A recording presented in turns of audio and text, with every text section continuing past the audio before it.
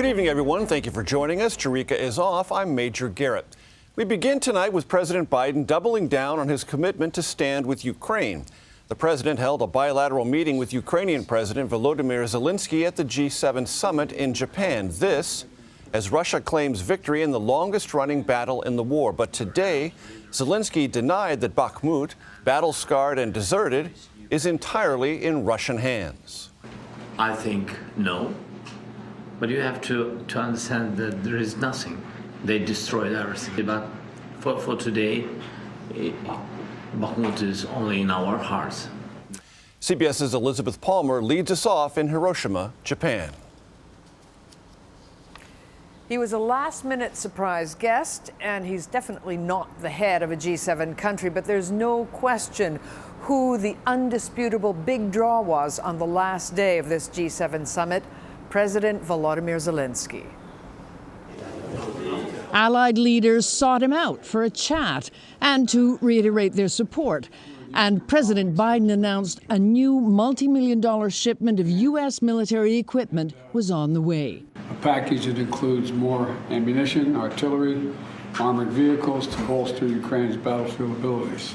I think it will give us more strong positions on the battlefield. On Saturday, in an about-face, the White House cleared the way for U.S.-made F-16 fighter jets, piloted by Ukrainians, to join the war. President Biden said he'd changed his mind to give the Ukrainians greater range as they advance. I'd like to ask you about the F-16s. You've greenlit them now. What exigency now exists that didn't exist that demands these planes? If they continue to do well, they're going to be in a situation where you're going to have the Russians being able to stand off at a greater distance. They have to be able to be in a position where now those fighter jets, those F-16s, make a big difference. From the battlefield, though, there was sobering news. Russian fighters claimed they'd finally taken the city of Bakhmut after months of fierce fighting. Ukraine denied it, but admitted the situation is critical. In Hiroshima, Japan's Prime Minister showed Volodymyr Zelenskyy around the Peace Park, a monument to the victims of the U.S. atomic bombing in World War II.